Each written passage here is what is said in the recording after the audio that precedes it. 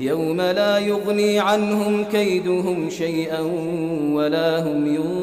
ينصرون وإن للذين ظلموا عذابا دون ذلك ولكن أكثرهم لا يعلمون واصبر لحكم ربك فإنك بأعيننا وسبح بحمد ربك حين تقوم ومن الليل فسبحه وإدبار النجوم